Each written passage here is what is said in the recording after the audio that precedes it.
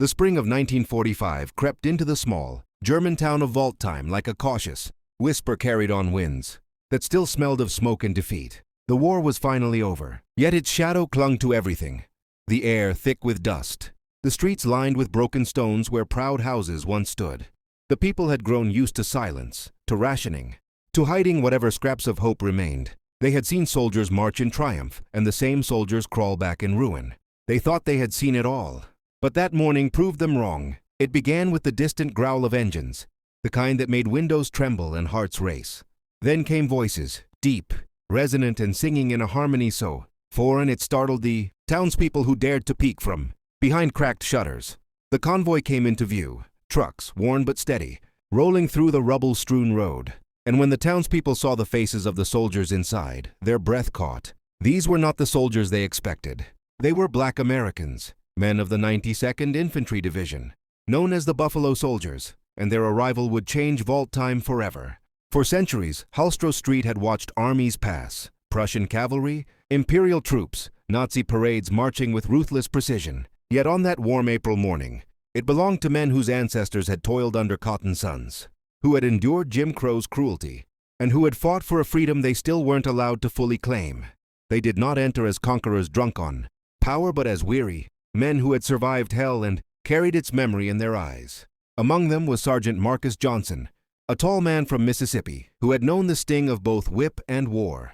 His gaze swept over Waldheim's cracked windows and frightened faces, recognizing the familiar rhythm of fear, then curiosity, then something gentler, the first flicker of trust. But there was something about this place that felt different to him. Maybe it was the quiet. Maybe it was the broken church spire catching the sunlight. Or maybe it was the heaviness in his bones that whispered that this town would mean something, that history was about to take an unexpected turn. The soldiers set up headquarters in the half-ruined town hall, one of the few buildings still standing. Their orders were clear: restore order, distribute food, root out the last of the Nazi loyalists, and begin the long process of rebuilding what war had destroyed. None of them knew that what would happen next, the choices they'd make, the connections they'd form, would be remembered not in military reports, but in whispers, photographs, and the quiet defiance of hearts that refused to obey the rules of race and war. The following morning, Waldheim awoke to an unfamiliar sound: laughter.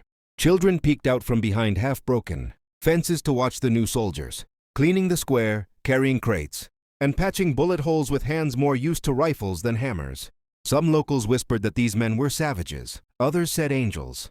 No one knew which to believe. From her window above the bakery, Frau Weber watched them closely. She had lost her husband on the Eastern Front, and her son to the bombings in Dresden. For months her world had been nothing but silence and soot. Yet when she saw one of the soldiers stop to return a doll to a crying child, her heart, long hardened by grief, stirred in ways she didn't expect. That soldier was Private Elijah Washington, young, soft-spoken, his uniform hanging loosely on a frame worn thin by war and hunger. He smiled gently as he handed the doll back, then noticed Frau Weber's gaze above. Their eyes met, just for a moment, but something passed between them, something neither of them could name. Later that day, as the soldiers unloaded food from the trucks, Elijah approached her bakery, hoping to buy bread. She hesitated. His dark skin startled her, not out of hate, but out of conditioning. She had seen posters calling men like him beasts, had heard teachers speak of racial purity, and yet, the man standing before her did not fit those lies. His eyes were tired but kind. His voice when he spoke carried warmth. "I don't have much," she murmured, still uncertain. He smiled. "Ma'am, I'll take whatever you can spare." Something inside her softened. She handed him a small loaf, still warm. When his hand brushed hers by accident, she flinched, not because she felt disgust, but because she felt something else, a jolt of recognition, of shared pain, of being human in a world that had forgotten what that meant. From that moment, Waldheim began to change. Slowly, quietly. Children played near the soldiers. Women traded words instead of glares. Even the priest, who had once preached obedience to the fatherland, found himself wondering if God had sent these men for a reason.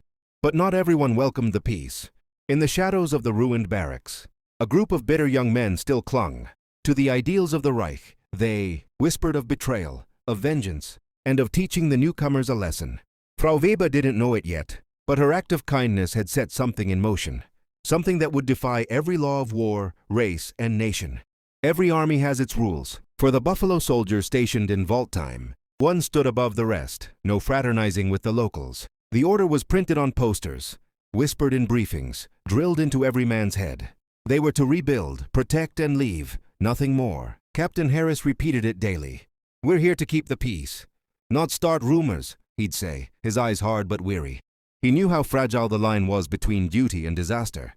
America barely respected these men in uniform. One scandal abroad could be twisted into an excuse to humiliate the entire division back home. But the human heart doesn't understand policy.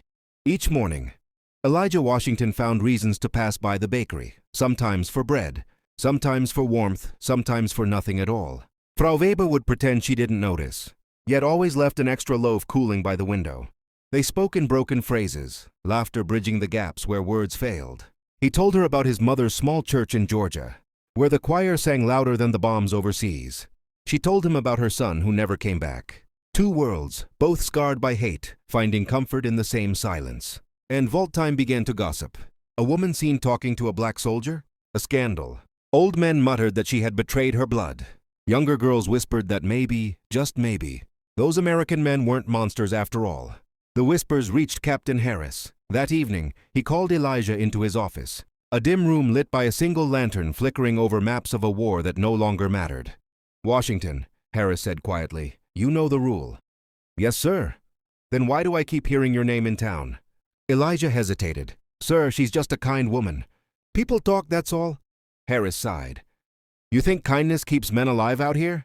The wrong photograph, the wrong rumor, and Washington, D.C. will have my head. You'll be transferred if this continues. Do you understand?" "Yes, sir." But as Elijah stepped out into the cold air, the moon glinting off the shattered rooftops, he already knew he couldn't stop. Not because of rebellion, but because something in Frau Weber's eyes made him feel human again. After years of being called less than that, he wasn't ready to let that feeling go. Rumors spread faster than fire in a town built from ashes. By summer, the sight of an American uniform no longer made children cry, but it made grown men whisper, especially when those uniforms were dark-skinned. In the square, under the cracked statue of the old Kaiser, a few townsfolk gathered every evening, their voices low, eyes darting toward the soldiers who patrolled nearby. "They don't belong here," muttered Herr Kruger, a factory foreman who once wore the swastika on his sleeve. "First we lose our sons to the war, now they send us these—" "Enough," hissed another man, looking around nervously. "The Americans control the food. You want to starve again?" Kruger spat into the dust. "I'd rather starve than bow."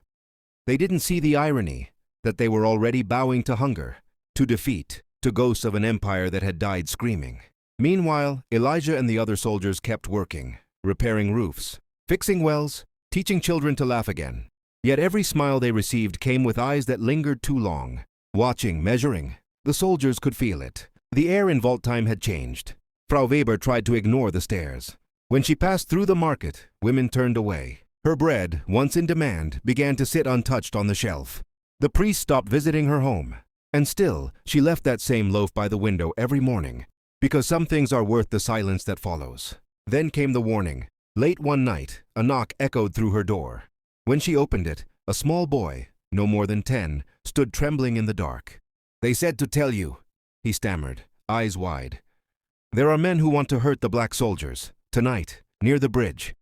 Her heart froze. Without thinking, she grabbed her shawl and ran through the narrow streets toward the old bridge where the river cut. Vault time in half. The night was cold, the town asleep, but shadows moved ahead, carrying more than anger in their hands. And among those shadows was Herr Kruger, gripping a rusted rifle. The old bridge had survived bombs, tanks, and time, but it wouldn't survive what came that night. A pale moon hung over the river, its reflection trembling on the black water. Elijah Washington stood near the edge of the bridge with two fellow soldiers, their rifles slung loosely, boots scraping the damp stone. It was a quiet patrol, too quiet, the kind that made a man's instincts twitch. From the darkness beyond the trees came the crunch of footsteps, then a whisper, then another.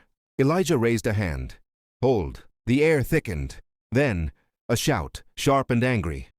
"Get out of our town!" The first shot cracked through the night. Sparks leapt from the bridge railing as bullets screamed past. The soldiers ducked for cover, returning fire into the blackness. Shadows darted between ruins, angry faces, desperate men who refused to accept defeat. One grenade rolled across the cobblestones, clinking like a clock counting down. Elijah dove, dragging his comrade to the ground. The explosion tore through the bridge, sending a wave of smoke and shrapnel into the sky. When the dust settled, silence returned, broken only by the river's slow murmur. Two of the attackers fled, one didn't, and among the debris, Elijah realized his friend, Private Lewis, wasn't moving. Footsteps approached fast from the road. Frau Weber appeared out of the darkness, her face pale, breath ragged. "Elijah," she cried, rushing toward him. "You have to go. They'll say you started it." But it was too late. Headlights cut through the smoke. The commander's jeep, followed by MPs, they saw the gunfire. The fallen man, the German body near the bridge. And then they saw her, a German woman clutching the arm of a black soldier. To them, the story wrote itself. Captain Harris climbed out, his jaw clenched. "What the hell is this?" Elijah tried to explain, voice hoarse. "Sir, it was an ambush. They—" "Enough," Harris barked. His eyes darted to Frau Weber. "Get her out of here." But before they dragged her away, she said something barely above a whisper. They were trying to kill them, not the other way around. It didn't matter. Inva? The truth always arrives late, usually after someone's already been punished. By morning, the bridge was blocked off. The townsfolk whispered that the Americans had killed one of their own. The soldiers were ordered to stay in camp. And Elijah Washington was no longer a name in vault time. He was a symbol, a target. By dawn, vault time was awake again. But not with life, with fear. Smoke still drifted from the old bridge. Soldiers guarded the ruins, their eyes hard, fingers tense on triggers. The story had already changed a dozen times before breakfast. Some said the Americans attacked unprovoked. Others swore they'd caught the saboteurs red-handed. But no one wanted the truth. The truth required courage, and courage was in short supply. In the town square, Herr Kruger's widow wailed like a siren, clutching her husband's blood-stained scarf. "They murdered him!" she screamed, though she'd known the kind of man he was. People gathered, angry, frightened, hungry for someone to blame. And in times like these, blame was always easy to sell. By noon, the square filled with chants. "Americans go home! They killed our own! Keep our women away from them!" The soldiers watched from behind sandbags, silent. They'd been trained for war, not for this. This slow, invisible battle against hate that no weapon could stop. Inside the barracks, Captain Harris called his men together. His voice was calm, but his eyes gave him away. "Until further notice, no one leaves camp without my orders. We're not giving these people a reason to light a match under this powder keg." Elijah sat at the back, head low. He hadn't spoken since the bridge. Lewis's death played on repeat behind his eyes. Every sound, a door creak, a whisper, the hum of the generator, felt like an accusation. Later, as dusk fell, he heard a faint tapping at the fence behind the barracks. When he stepped out, he saw her, Frau Weber, standing in the shadows, her face hidden beneath a scarf. "You shouldn't be here," he said softly. "I had to see you." Her voice trembled. "They're saying you killed that man?" "I didn't." "I know, but they won't listen. They need a villain." She stepped closer, hands trembling. "You saved this town from burning that night, and they'll still destroy you for it." He looked at her, the pain in his eyes softened by something gentler. "Then maybe it's time to stop trying to save people who don't want to be saved." The silence between them said everything. Words couldn't. They both knew the truth, that what connected them was dangerous now, but somehow more real than anything left standing in vault time. And as the church bell rang out through the cold night, it didn't sound like a prayer. It sounded like a warning. The days after the bridge felt endless. Vault time was drowning in suspicion. Every window became an eye, every whisper a weapon. The bakery stayed closed. Soldiers patrolled in pairs. And somewhere in between the fear and the silence, a woman sat at her kitchen table, writing the most dangerous letter of her life. Frau Weber knew she couldn't stay quiet. She had seen what really happened that night. How Elijah and his men had been ambushed. How they had defended themselves only after being fired upon. But words alone meant nothing. In a world where people only believed what they wanted to hate. So she wrote, not to the town council, not to the Americans, but to a journalist she'd once known before the war. A man who'd fled Germany when the Nazis came to power, now rumored to be working for the Allied press in Munich. Her hand shook as she wrote, "They are not the monsters you've been told. The soldiers who came here did not bring hatred. They brought dignity. I saw them rebuild what we destroyed. I saw them feed our children, and I saw how we repay them, with lies and fear." She didn't sign her name. She simply wrote, "From a witness of vault time." The letter had to reach Munich.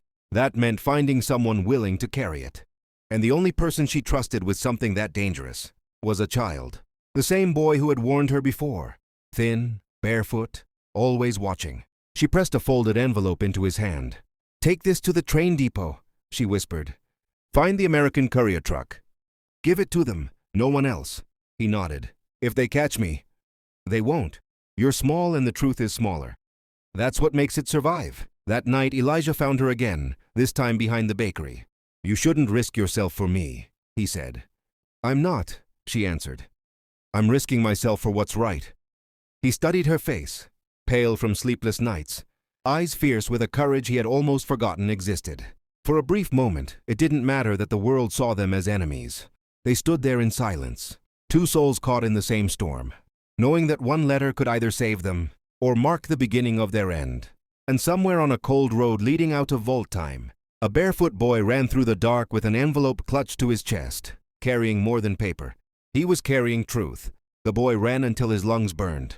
The road from vault time to the next town cut through what had once been a forest, now a wasteland of blackened trees and rusting tank husks. Every sound made him flinch. A snapping twig, a crow's cry, the distant rumble of engines. The letter was hidden beneath his shirt, pressed against his heartbeat.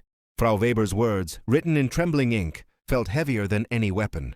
When he reached the checkpoint near the rail yard, he saw them, American MPs standing guard beside their truck. He hesitated, remembering all the warnings he'd heard. "Don't speak to them. Don't go near them. They'll take you away." But then he remembered her voice. "You're small, and the truth is smaller. That's what makes it survive." He stepped forward, clutching the envelope. "Sir," he said in halting English, "letter. For newspapermen." One of the soldiers frowned, taking it carefully.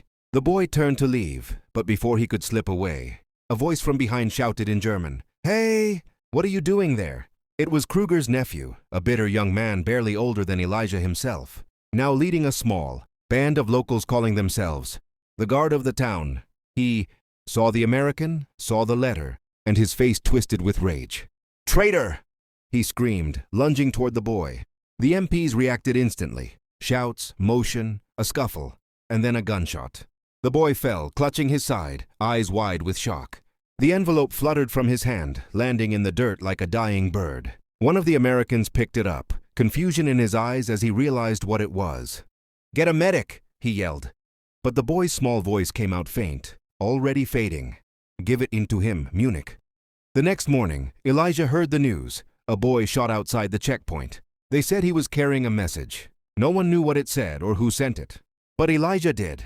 That night he walked to the chapel, the only place still untouched by war, and sat alone beneath the cracked, stained glass.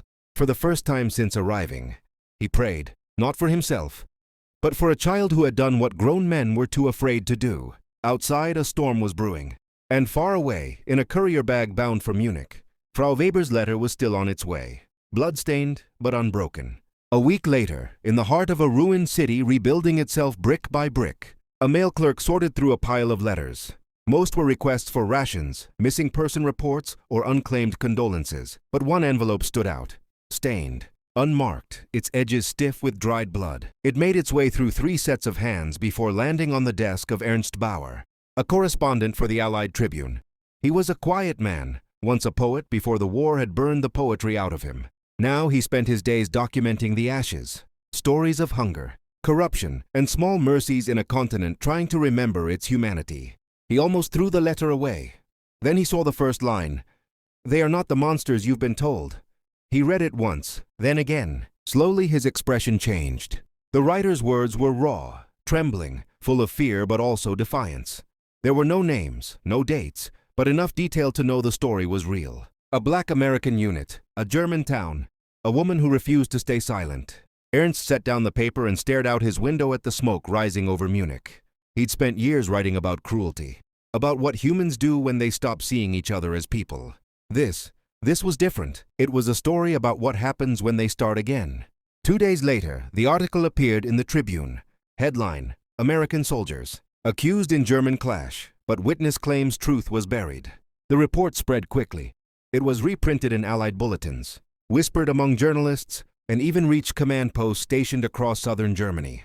When a copy finally reached vault time, Captain Harris read it in silence. The camp fell still. The story didn't clear Elijah's name completely, but it cast doubt. And doubt was powerful. It made people think. Frau Weber saw the newspaper later that afternoon, handed to her by a sympathetic nurse who dared to slip it under her door. She read it once, hands trembling, tears falling onto the ink. For the first time in months, she felt the faintest flicker of victory, not for herself, but for truth. Elijah didn't smile when he read it, but he folded the paper carefully and kept it inside his jacket, close to his heart.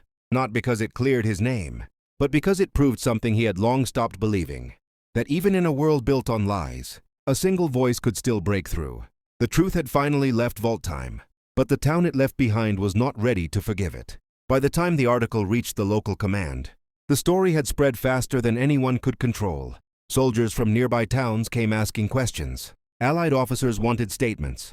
And the people of Voltheim, those who had lied, who had shouted, who had chosen silence, suddenly found themselves exposed beneath the weight of their own words. Herr Krüger's widow tore the newspaper in half in the square. "Lies!" she screamed. "Propaganda!" But even as she shouted, her voice shook, because deep down she knew. They all did.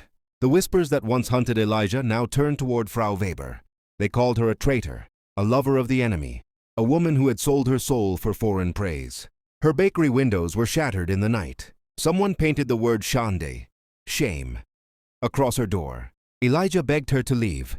"You can't stay here," he said. "They'll hurt you." She shook her head. "If I leave, they win. And then the truth dies with me." Captain Harris wasn't pleased either. The higher-ups had started asking questions about how the story got out. His men were ordered to remain silent. But silence was impossible when the whole town was whispering her name. One evening he called Elijah to his tent. The lamplight cast sharp shadows across his face. "You understand what this means, don't you?" Harris said. "They'll make her the example. And if anyone finds out you were part of it." "I know. Then why aren't you stopping her?" Elijah looked him straight in the eye. "Because for the first time, someone saw me for who I am, not what I look like." "You ever had that, sir?" Harris didn't answer. He just looked away. The following night, a fire broke out in the bakery. By the time the soldiers arrived, the building was half gone. Frau Weber stood outside, covered in ash but unbroken. "It's just wood," she said quietly. "They can burn that." Not the truth. Elijah wanted to reach for her, to comfort her. But he couldn't. Not in public. Not under those watchful eyes. So he stood at a distance as the flames reflected in both their faces, knowing that what burned between them was something neither war nor hate could touch. And as the embers rose into the night, Voltheim became a town divided not by race, but by conscience. Those who had seen the truth, and those who wished they hadn't. 3 days after the fire, the order came down. Private Elijah Brooks, reassigned to the 92nd Infantry Northern Sector. Effective immediately, Captain Harris read it aloud in his tent, his jaw tightening with every word. Elijah stood at attention, unmoving. He already knew what it meant. A transfer wasn't a reward. It was exile, a polite way of erasing someone who'd become inconvenient. Harris sighed, setting the paper aside. "You made enemies, son. Big ones. I didn't do anything wrong. I know that. But doing right doesn't keep you safe. Not here." Outside, the camp carried on as if nothing had happened.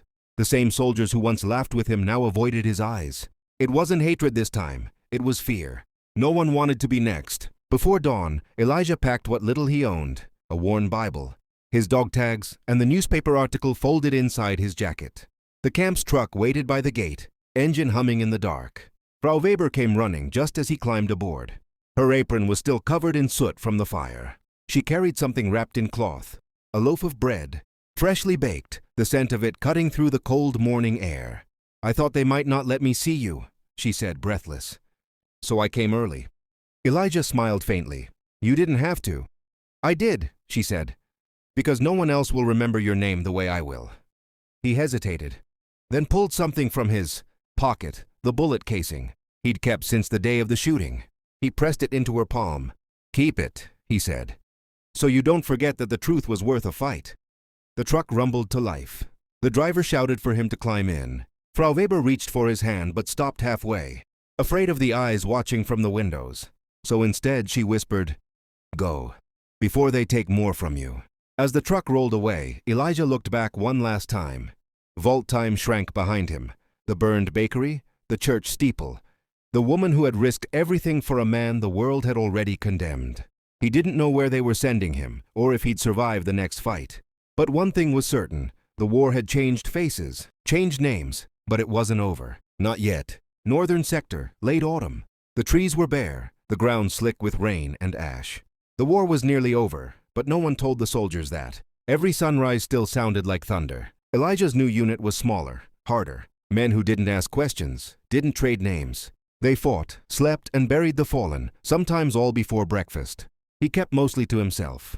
The only thing he carried from vault time was the folded article in his jacket, and a voice in his memory, Frau Weber saying, "They can burn wood, not truth." Weeks passed. Then one morning their convoy was ambushed near the Danube. Gunfire tore through the fog. Elijah dove for cover, the mud cold against his face. A young recruit beside him froze, too scared to move. Elijah grabbed him by the collar, shouting, "Get up! Move!" A bullet caught Elijah in the shoulder. He barely noticed. Adrenaline pushed him forward. He pulled the recruit into a ditch, returning fire until his rifle jammed. Then he switched to his sidearm and kept going. By nightfall, the shooting stopped. Half the squad was gone. When the medics found him, Elijah was still conscious. Barely. He handed them the recruit's dog tags first. "He's alive?" The medic nodded. Elijah smiled faintly. "Good, then it wasn't for nothing." Back in vault time, the war's echoes arrived slower, through whispers and telegrams. Frau Weber rebuilt what she could of her bakery. The townspeople no longer met her eyes. Guilt had a way of silencing even the loudest mouths. One afternoon, a letter came from Munich. It was from Ernst Bauer, the journalist. He thanked her for what she'd done, and told her that the story of Elijah Brooks had reached the States. He had become a symbol, a nameless soldier whose courage forced people to ask why they had ever believed the lie in the first place. Frau Weber read the letter 3 times before placing it beside the bullet casing on her windowsill. Every morning after that, she lit a candle next to it, not as a saint's relic, but as proof that sometimes one act of decency could outlive the men who made it. And far away, in a field soaked with November rain, Private Elijah Brooks lay beneath a canvas sheet, the folded article still pressed to his chest. The medic who found him didn't know what it was, or who the woman in the story was. He only knew the soldier had died, holding on to something he refused to let go. The war ended with headlines and parades. Cities that had burned for years suddenly draped themselves in flags and called it peace. In Washington, in London, in Paris, they printed stories about the heroes who'd brought freedom to the world. Somewhere in those columns, buried between medals and statistics, was a single line. Private Elijah Brooks, killed in action, Danube sector, commended for bravery. No mention of vault time, no mention of the lie that nearly erased him. Just a name, clean and hollow. Frau Weber clipped the article and pinned it to her wall, not because she admired it, but because it reminded her what forgetting looks like when it wears a uniform. Months passed. The bakery reopened. Children returned to her door, shyly asking for bread. Most didn't know who she was, or what she'd done. To them, the war was a story adults told to make sense of old scars. One morning, a group of American officers stopped by. They were traveling the region, collecting testimonies for a documentary about unity and reconciliation. One of them recognized her name from the Tribune piece. "Ma'am," he said politely, "we'd love to record your story. The world needs uplifting tales of courage and forgiveness." She almost laughed. "Forgiveness?" she repeated. "You think that's what this was?" They hesitated. One of them adjusted his cap. Well, it would help people move on. Frau Weber wiped flour from her hands. "Moving on," she said softly, "is how people forget who paid the price." When they left, she returned to her counter, kneaded the dough and whispered Elijah's name under her breath like a prayer, to keep it alive in a world already trying to polish it into something palatable. Every year after that, on the anniversary of the fire, she placed a loaf of bread on the windowsill beside the bullet casing and the newspaper clipping. No plaque, no monument, just bread, warm, humble, human. Because that was how she wanted him remembered. Not as a hero, not as a symbol, but as a man who told the truth when the world preferred silence. Years passed, then decades. Vault time grew quieter. The fields that once hid soldiers now held wheat and wildflowers. Children played where checkpoints used to stand.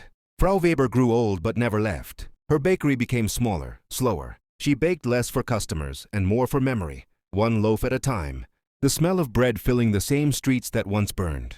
She spoke little about the past, but every so often, a stranger would come, a student, a reporter, someone who'd read the faded article in an archive somewhere. They'd ask her, was it true? Was there really a man named Elijah Brooks? And she'd smile, dust her hands with flour, and say, yes, he was real, and he was kind.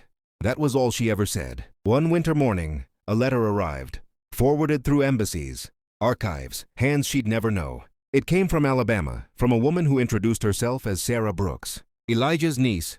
She had found the old article, traced every clue, and somehow it had led her to vault time. The letter was short. My uncle never came home. My mother said he died for a country that didn't love him.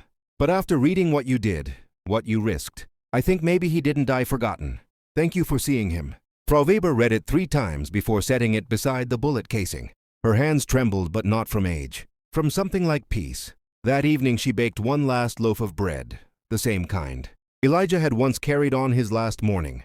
She placed it on the sill, beside the candle and the casing, and watched the snow begin to fall outside. The flame flickered softly, reflected in the window pane. Outside, the town slept, newer, cleaner, built on the bones of the one that came before. And in that small bakery, in a corner of Germany that history had forgotten, a woman kept her promise, to remember a man the world had nearly erased. Because sometimes truth doesn't survive in books or speeches. Sometimes it survives in the warmth of bread and the heart that refuses to forget. History remembers the wars, the battles, the flags, the generals. But it rarely remembers the people who fought smaller wars, the ones between fear and conscience, between silence and truth. Elijah Brooks will never have a statue. No parade will ever march for his name.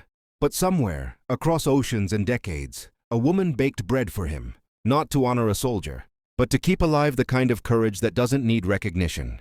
Because that's what truth is. It doesn't shout. It doesn't demand to be believed. It just waits, patient, stubborn, for someone to remember. And if you listen closely, beneath the noise of new wars and new lies, you can still hear it. The faint echo of a promise made in vault time. That one voice, one honest act, can outlast the people who tried to bury it.